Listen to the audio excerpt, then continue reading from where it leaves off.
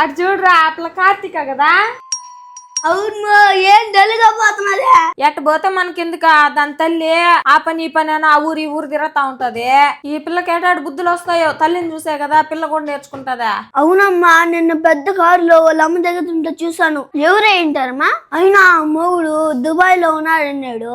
ఇక్కడ ఇష్టం వచ్చినట్టు తిరిగితే ఎవరు అనుకుంటారమ్మా? ఎవరు కూడా రేపు అట్టే తయారవుదా? రే, మా అమ్మ గురించి తప్పుగా మాట్లాడడానికి నీకెంత ధైర్యం రా? అదేంది కార్తీక, మేమేదో మామూలుగా మాట్లాడుతుంటే పెద్ద దానిలాగా ఎదురొచ్చి మాట్లాడుతున్నావా? మామూలుగా మాట్లాడుతున్నారా?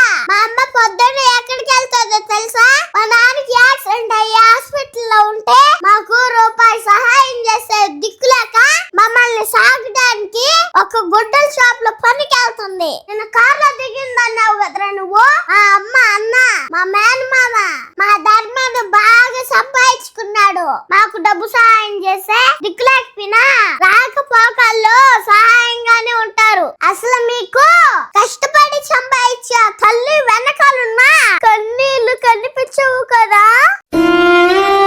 మీ నోటి దోలకి ఒక ఆడదాన్ని బతుకుని కట్టుకథలుగా చెప్పుకుంటారా? నేను వెళ్తున్నా, నీ చెల్లి లాంటి నా అమ్మని తప్పుగా మాట్లాడతావా? ఇదేనా నువ్వు నేర్చుకున్న చదువు? నువ్వేందులే చెక్క, నువ్వు ఒక ఆడదాన్ని అయ్యుండి ఒక తల్లి కష్టాన్ని అవమానిస్తావా?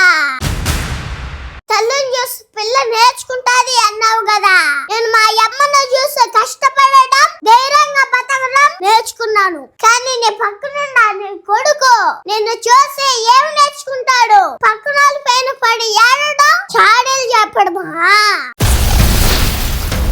ఇంకైనా పక్కింట్లోకి తొంగి చూడడం ఆపేసి మీ